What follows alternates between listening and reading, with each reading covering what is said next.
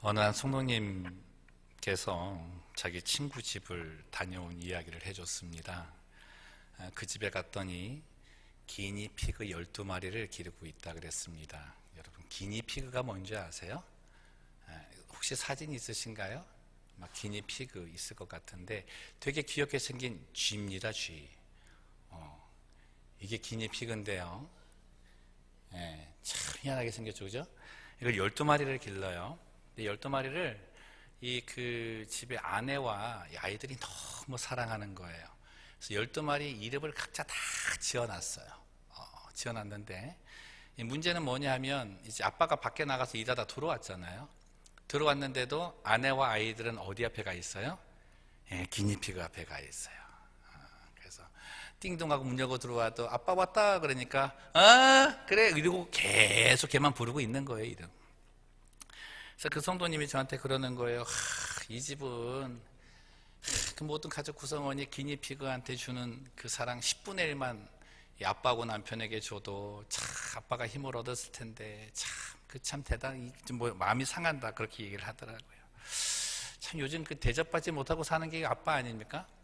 미국에 와서 언제 한번 나눴죠. 미국에 와서 이제 사람 대우하는 그 순위. 첫 번째가 장애인, 두 번째가 어르신, 노인, 노약자들, 세 번째가 여자와 그리고 어린이, 그 다음에 네 번째가 애완견입니다. 남자는 없습니다. 남자는 순위에 안 들어갑니다. 이 이야기 들으면서 참 마음이 그랬는데 기니피그 얘기 들으니까 또 속에서 부해가 올라오더라고요. 지금 왜 우리는 이렇게 열심히 사는데도 이러고 살아야 되나, 이런 대접을 받아야 되는가. 여러분, 근데 이게 이 시대에 우리 아버지들이 이러한 대접, 어떻게 보면 이러한 대우를 받는 이유가 있습니다. 그건 하나님께서 부여해 주신 고유한 아버지의 사명을 잃고 살기 때문입니다. 그게 무엇이냐면 온 가족 구성원이 하나님을 섬기도록 하는 것, 그게 한 가정 안에 믿음의 가장 아버지에게 주어져 있습니다. 그것을 잃어버렸기 때문에 가정 안에서 또는 사회 안에서 아버지로서의 그 대우를 받지 못하고 산다고 해도 과언은 아닌 것이죠.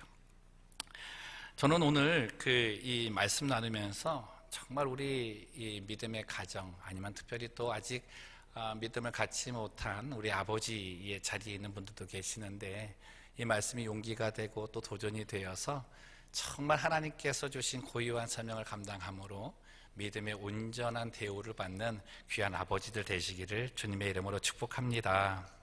오늘 본문에 나오는 인물은 우리들이 잘 알고 있는 믿음의 사람 아브라함입니다. 우리 아브라함 하면 우리는 100세 때 얻은 아들 이삭을 하나님께 드리는 것 때문에 잘 알고 있잖아요.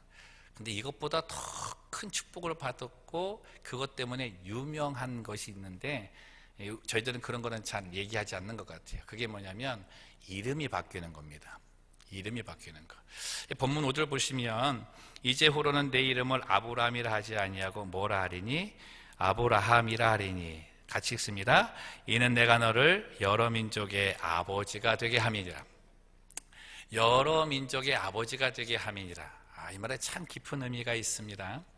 하나님께서 아브라함을 부르실 때에 특별한 사명 하나를 주신 거예요. 그게 뭐냐면 너는 이제부터 내가 새롭게 이룰 가정의 모든 아버지의 대표가 될 거라는 겁니다. 그리고 모든 아버지의 시작이 너로부터 시작이 될 거기 때문에 너는 모든 아버지들의 본이 될 것이다 라는 이름이, 그 내용이 이 이름 안에 담겨져 있는 거죠. 하나님께서 사람을 창조하시고 이제 가정을 만드셨잖아요. 그 가정의 가장 기본이 되는 게 남자와 여자인데, 그 가정 안에서 구성되는 거는 이 부부와의 관계 속에서는 아버지와 어머니가 생기지 않습니다. 그러나 하나님께서 자녀를 주심을 통해서 아버지와 어머니라고 하는 명칭과 관계가 세워지는 거죠. 이 세상에서 가장 행복하고 화목해야 될 그곳이 이제 가정입니다. 그런데 이게 깨집니다. 왜 깨져요? 하나님의 말씀에 불순종함으로 인해서 이 관계가 다 깨어지는 거죠. 우리는 하와가 선악과 따먹어가지고 뭐 그렇게 이야기를 많이 하지만, 하나님께서는 그 따먹은 그 상황 그 자체 속에 뭐라 하신 그 대상은 하와가 아니라 아담이었다는 거죠. 아담에게 말씀하셨고, 아담에게 하나님을 경외하라 말씀하셨고, 모든 가정 구성원들이 하나님을 바라볼 수 있도록 하는 사명을 줬는데 아담이 그걸 거절을 한 거예요.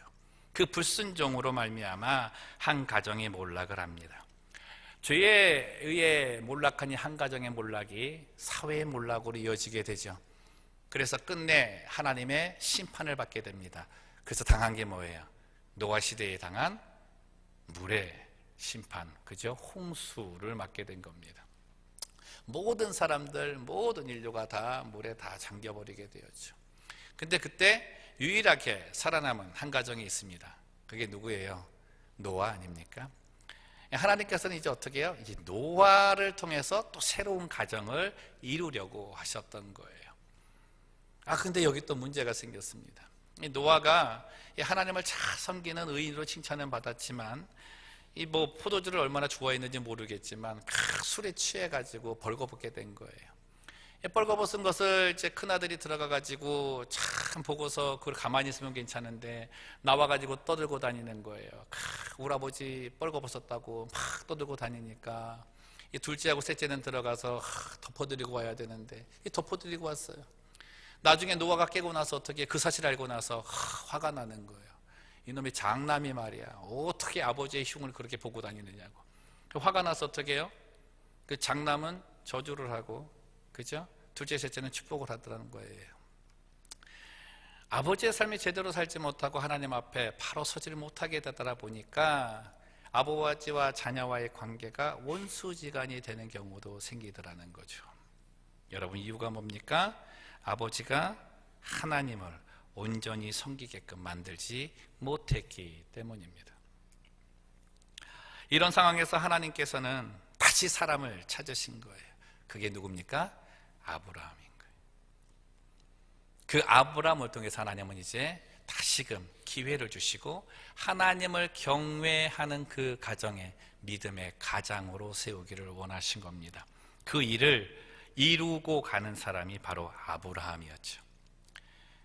그러다 보니까 하나님께서 이제 아브라함을 하나님을 온전히 경외하는 사람으로 먼저 만들어야 되겠더라는 거예요. 그 만드는 방법이 오늘 나와 있는 말씀입니다. 1절 2절 말씀 보시면 함께 하겠습니다. 아브라함이 99세 때에 여호와께서 아브라함에게 나타나서 그에게 이르시되 나는 전능한 하나님이라 너는 내 앞에서 행하여 완전하라 내가 내 언약을 나와 너 사이에 두어 너를 크게 번성하게 하리라 하시니 아멘. 참 무거운 그 말이 하나 나오는데, 아브라함아 너는 내 앞에서 완전하라 그럽니다. 완전하라. 아브라함을 아버지의 자리에 세우시면서 아버지인 너는 내 앞에서 완전하라 그러는 거예요. 이 완전하라라고 하는 이 말의 원어의 의미는 블레임리스입니다. 흠이 없는 거예요. 누구에게도 책망받을 일이 없도록 행하라고 말하는 겁니다. 이 죄성인 사람이 아무리 깨끗하게 산다 그래도 거룩한 하나님 앞에서 어떻게 완전할 수가 있겠어요? 불가능한 거 아닙니까? 근데 하나님께서는 이게 가능하다라고 하시면서 아브라함에게 던져주는 겁니다.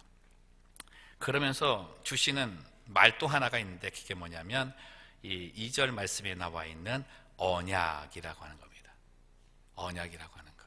이 원어로 커버넌트라고 얘기하는데, 커버넌트는 단순히 이 프라미스하고는 조금 다릅니다. 이 언약 약속이라고 하는 말에는 무서운 힘이 있습니다. 그건 서로 약속한 사람들을 강하게 묶는 결속력이 있는 겁니다. 그게 뭐냐면 이 약속을 했을 때 단지 그 약속만을 가지고 있는 것이 아니라 약속을 한 상대자에 대해서도 항상 기억을 하고 있더라는 거예요. 그 사람을 보면 그 약속의 생각이 나고 그 약속의 내용을 생각하면 그 사람이 생각이 나는 거죠. 이걸 의식적 동행이라고 하는데요. 이 우리 잠재의식 가운데 있는 이 의식적 동행은 실제로는 같이 곁에 있지 않음에도 불구하고 같이 있는 것보다 더 강하게 묶어주는 힘이 있는 거예요. 하나님께서 하시는 이 커버넌트라고 하는 이 언약이 바로 이런 겁니다. 특별히 커버넌트라고 하는 말은 생명을 건 언약입니다. 그래서 이 커버넌트를 할 때는 동물을 죽여가지고 이것이 너와 나의 증표다라고 얘기하면서 생명이 그 안에 있다고 하는 거죠. 둘 중에 누구 하나 어기면 자기의 목숨을 내놓아야 합니다. 그게 커버넌트예요. 하나님께서 아브라함과 언약을 맺으시면서 하신 이 커버넌트가 그 안에는 생명을 걸고 지켜야 될 언약의 내용이 있다고 하는 거죠. 그것이 우리 아버지의 그 자리에서는 하나님을 하나님 되게 섬기고 그 가정을 하나님께로 인도하는 것이고, 하나님은 그 백성에게 영원한 언약이 되게 하셔서 자자손손이 축복을 주시겠다는 약속을 이어나가시는 것입니다. 여러분, 생명을 걸고 하는 약속인데 어떻게 이걸 잊을 수가 있겠습니까? 하나님께서는 이 언약하면서 완전할 수 있는 비결을 가르쳐 주신 거예요. 그게 뭐예요? 너의 의식 속에 하나님을 생각하고 있는 그 순간은 내 앞에서 완전할 수 있다는 겁니다. 하나님과 동행할 수 있는 그 순간은 내 앞에서 완전할 수 있다라고 하시는 거죠. 단순히 우리가 하나님께 나갈 때 하나님께서 주시는 축복만을 생각하는 것이 아니라 축복과 함께 하나님을 생각하는 그 의식이 있을 때 우리는 의식적 동행이 이루어지게 되고, 그 안에서 하나님께서 허락하여 주신 경외의 자리에 다시 설 수가 있게 되는 겁니다. 하나님은 이 언약을 이 7절의 말씀처럼 영원한 언약 약속이라고 말씀하시잖아요. 그건 뭐예요? 이 하나님의 약속에는 영속성이라고 하는 것, 계속성이라고 하는 이 축복의 이 이어짐이 이 특징으로 갖고 있기 때문에 그렇습니다. 여러분 보세요. 언약의 성취가 지금 우리들 세대에도 주어져 있지 않습니까? 누구를 통해 일어납니까? 예수 그리스도를 통해 우리에게도 이 하나님의 축복이 이어지고 있다는 거예요. 하나님께서는 예수 그리스도를 이 땅에 보내어 주시면서 약속의 성취의 증표로 주신다고 말씀하십니다. 그래서 예수님에게는 닉네임 하나가 있어요. 그게 뭐예요? 임마누엘이라고 하는 겁니다. 하나님이 우리와 함께 하신다. 앞에 말씀드렸듯이 네가 내 앞에서 행위 완전하려면 내가 너와 함께하고 너도 나와 함께하는 그 임마누엘의 역사가 일어나야 된다 하시잖아요. 근데 그것을 하나님은 친히 예수를 통해 우리에게 임하게 해주셨다는 겁니다. 여러분들, 이 하나님께서 이루신 이 언약의 성취, 그 안에 또 다른 커버넌트가 나타나죠. 그게 뭡니까? 이전에는 커버넌트 할 때 짐승의 목숨을 가지고 걸었지만, 이제 내가 하나님께 나아가는 이 회복의 자리에 있어서는 누가 그 목숨을 대신하여 주세요? 예수님께서 대신하여 그 생을 주신 것입니다. 그래서 베드로전서 1장 19절 말씀 보면, 오직 흠없고 점없는 어린 양 같은 그리스도의 보배로운 피로 우리가 흠없는 존재가 되었다라고 말하는 거죠. 생각해 보세요. 언약을 어기면 나의 목숨을 주어야 되지 않습니까? 근데 오늘 이 언약을 보면 하나님은 언약을 어기시지 않았잖아요. 언약을 어긴 거는 우리들일 텐데, 그 언약을 지키시기 위해 우리의 생명을 가져가시는 것이 아니라 우리의 생명을 대신하여 예수 그리스도 자신의 아들을 죽이시면서 우리에게 그 언약을 지키도록 회복해 주신 것입니다. 그럼 이 세대의 아버지들이 해야 될 회복될 사명이 무엇입니까? 예수 믿고 하나님 경외하는 거라는 거죠. 예수 믿고 하나님 경외하는 일입니다. 그 이름을 통해서 이제는 그것이 나뿐만 아니라 나의 가정의 모든 구성원들에게도 이어질 수 있도록 만들어주는 일, 그 일이 예수 그리스도의 죽음을 통해 그 대속의 은혜로 우리 아버지들이 얻은 회복된 사명이고 또 축복이기도 한 것이죠. 그래서 아버지들은 이 삶을 사셔야 됩니다. 그리고 특별히 하나님을 경외하는 그 믿음을 다음 세대 우리 자녀들에게 잘 물려줘야 되는 거죠. 이게 안 되기 때문에요, 이 시대의 아버지들이 온전한 대우를 못 받는다고 해도 말은 될 수 있을 것 같아요. 여러분, 하나님을 경외하지 않는 문화 속에서 올바른 윤리가 찾아지지 않는다는 거죠. 하나님을 경외하는 데서 떠나는 그 문화 속에서, 그 죄성 속에서 나오는 것은 부부 관계뿐만 아니라 부자의 관계 또한 이혼 관계로 바뀌기 시작을 한다는 거예요. 하나님과의 경외의 관계가 회복되어졌을 때 그 속에서는 하나님께서 우리를 사랑하시는 무조건적인 사랑이 우리 안에 들어와서 다시금 가정 안에서 아버지를 온전히 아버지로 섬길 수 있게 되는 그러한 회복이 일어날 수 있는 것입니다. 9절 말씀을 보시면 하나님은 아브라함에게 이렇게 말씀하십니다. 너는 내 언약을 지키고 내 후손도 대대로 지키게 하라고. 10절 말씀 이어서 보시면 내가 내 언약을 나와 너 및 내 대대 후손 사이에 세워서 영원한 언약을 삼고 너와 내 후손의 하나님이 될 것이다 말씀합니다. 사랑하는 성도 여러분, 이 삶이 여러분들의 삶이 되시기를 주님의 이름으로 축복합니다. 이 문화세대라는 말이 있습니다. 문화세대. 이 문화세대라고 하는 말은 동시대에 똑같은 가르침과 똑같은 가치관, 똑같은 행동하는 그런 것들을 같이 나누는 사람들의 모임, 그걸 문화세대라고 하는데, 이 문화세대의 특징은 나이와는 상관이 없습니다. 그래서 예를 들어서 어느 그 시어머니가 며느리에게 카톡을 날린 거예요. 며느리야 어쩌고 저쩌고 날렸는데 이 며느리가 답이 늦은 거예요. 그럼 시어머니가 이렇게 바로 카톡을 날린대요. 또 왜 이렇게 타이핑이 늦냐, 잠수 탔냐, 그런다는 거죠. 세대의 어떤 구애를 받지 않는 가운데 함께 있는 그 문화를 나누는 세대, 그 문화 세대라는 거예요. 근데 그 문화 세대 안에는 가르침도 있는 거죠. 근데 실제적으로 지금 세대에 우리들이 한숨을 쉬고 안타깝게 이야기하는 모든 내용들은 우리 이전 세대, 부모의 세대에서의 가르침이 온전하지 못했기 때문이라는 겁니다. 특별히 무엇이요? 신앙교육이 바르지 못했다는 거죠. 이스라엘 백성들에게 있어서 가장 중요한 교육은 회당교육, 그 다음에 절기문화교육, 그리고 가정교육입니다. 특별히 가정 안에서 일어나는 신앙교육을 중요시하는데 그 신앙교육의 가장 그 중심적인 역할을 하는 자가 아버지였습니다. 특별히 신명기 6장에서는 이제 그 6월절만 되면 아버지가 가족들을 다 모아요. 떠났던 가족들도 다 모아요. 지금도 모아요. 모아서 6월절에 일어난 일을 자녀들에게 다 설명을 해줍니다. 그러니까 그들은 단순히 너 마음을 다하고 성심을 다하고 하나님을 사랑해야 돼, 하나님을 믿어야 돼, 이런 것도 강조하지만 특별히 그들에게 가르쳐 준 것은 실제로 자신들의 삶에 나타난 하나님의 역사를 가르쳐 줬다는 거예요. 자신들이 체험한 하나님의 그 역사적인 사건들, 하나님의 그 일하심, 성취하심이 내게 일어난 것을 가르쳐 줬기 때문에 이걸 계속해서 반복해서 듣다 보니까 이 자녀들이 하나님이 굉장히 익숙해진 것입니다. 그러다 보니까 내 아버지에게 일어난 일이 내게도 일어날 수 있겠구나라고 하는 마음의 확신을 갖게 되는 거죠. 여러분, 이 익숙함이 참 중요한데요. 여러분 다 셀폰 가지고 계시죠? 그렇죠? 요즘은 셀폰이 이거 뭐 우리들의 문화보다도 너무나 막 업그레이드 되다 보니까 뭐 기능도 다 못한 가운데 이렇게 사용하는 분들이 계실 거예요. 저도 이제 뭐 폰 이렇게 갖고 있는데 예전에 한번 그 폰을 새롭게 바꿨는데 손에 익숙하지 않은 거예요. 기능도 잘 모르겠고. 신방 가서 이렇게 셀폰 이렇게 나누다가 성도님하고 대화를 나눴어요. 그런데 이제 그러다가 예전에는 이 기능이 됐는데 폰을 바꾸니까 이게 기능이 안 되네요. 이게 왜 이러죠?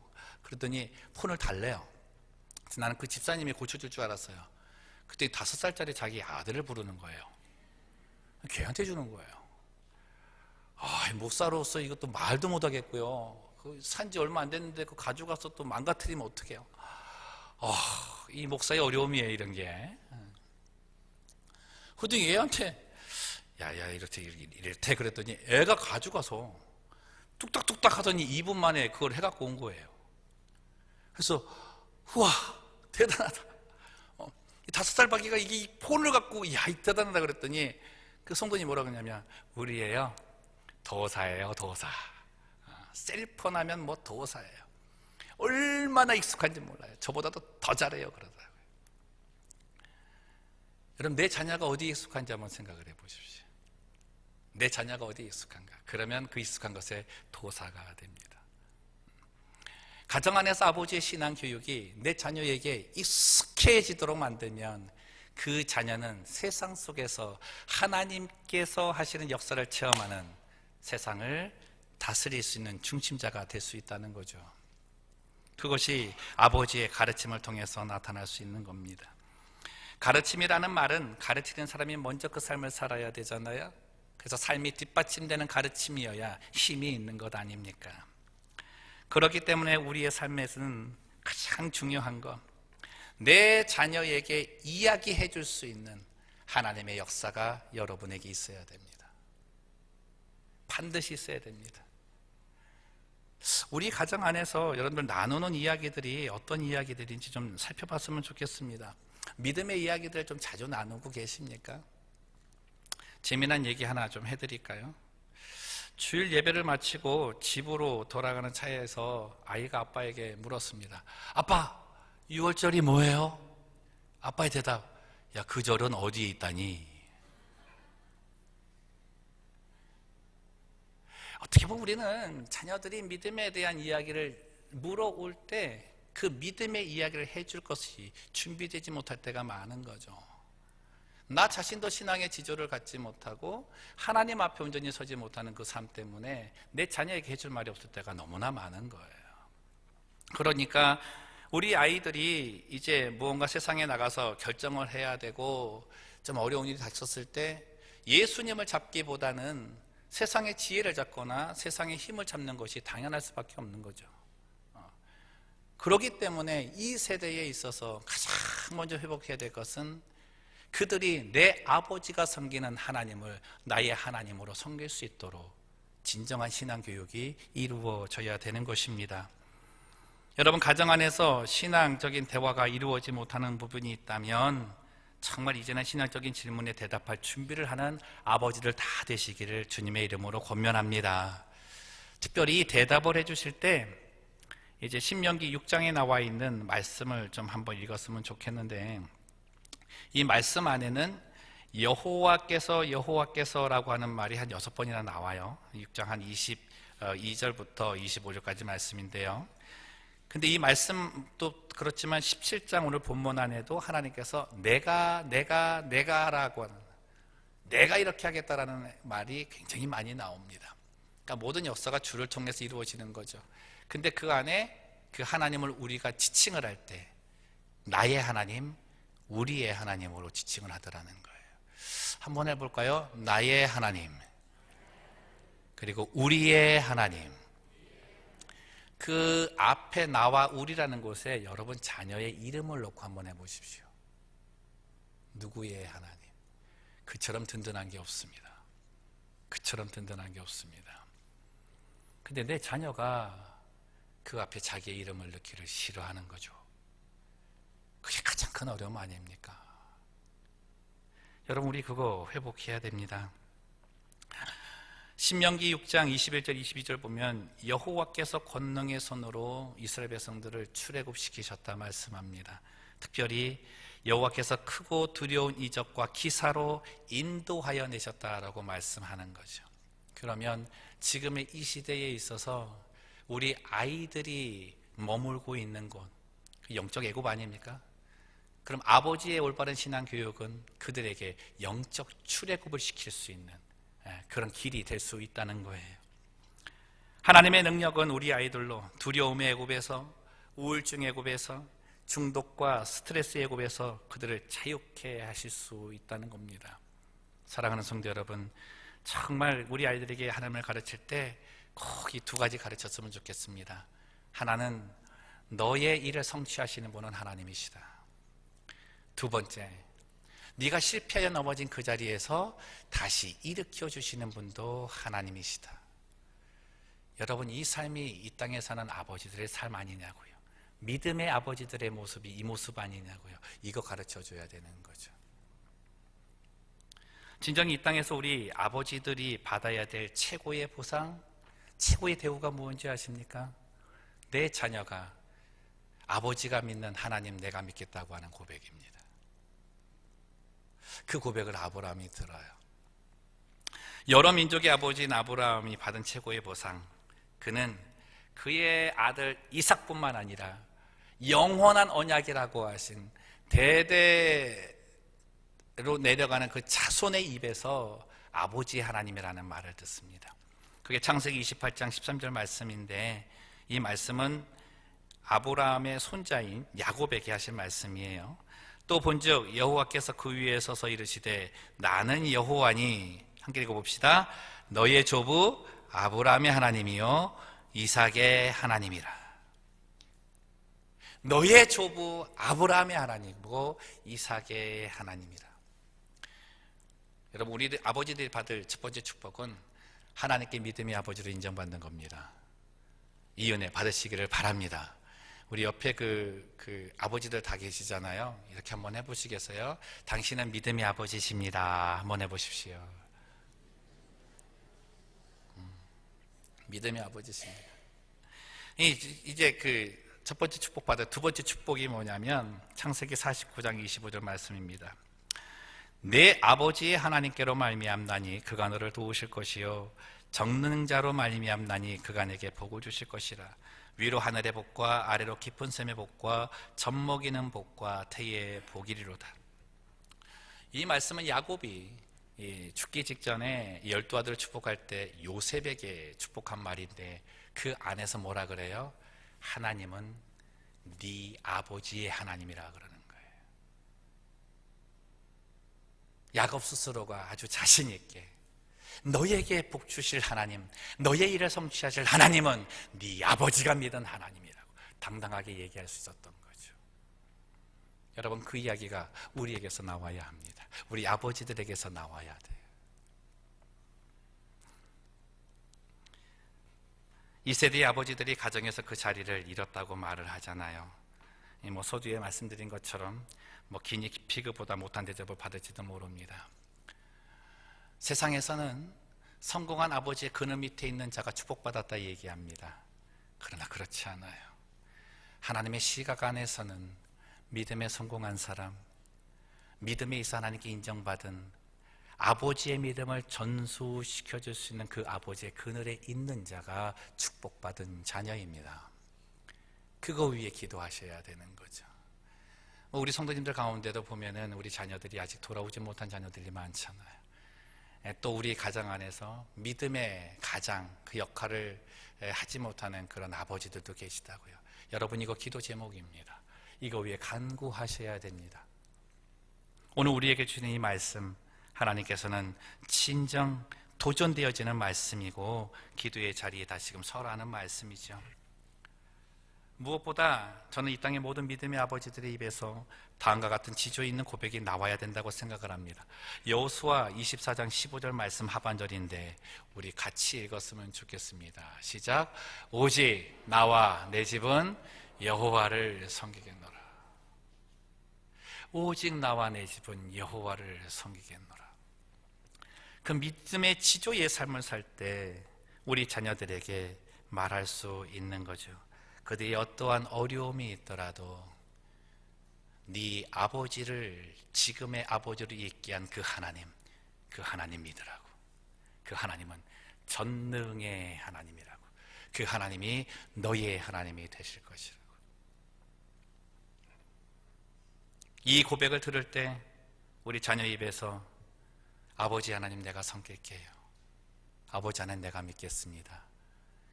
이것이 아버지들이 받아야 될 최고의 보상이 될 것입니다. 글로벌한 시대, 어디에 있을지 모르는 우리 아이들입니다. 어떤 문화 속에서 살아갈지도 잘 모릅니다. 그 속에서 시대의 암울함에 묻히지 않고 회복을 외칠 수 있는 빛의 자녀는 아버지의 온전한 신앙교육을 전수받고 유산으로 가지고 있는 자입니다. 사랑하는 성도 여러분, 축복합니다. 여러분의 가정에는 믿음의 이야기가 있는 가정이 되기를 원하고, 여러분들의 자녀들은 아버지의 하나님을 나의 하나님으로 섬긴다고 고백하는 그 이야기들이 넘쳐나서 진정 하나님께서 축복하신 커버넌트 언약을 통해 완전한 신앙의 삶을 사는 성도들 되시기를 주님의 이름으로 축복합니다. 기도하겠습니다.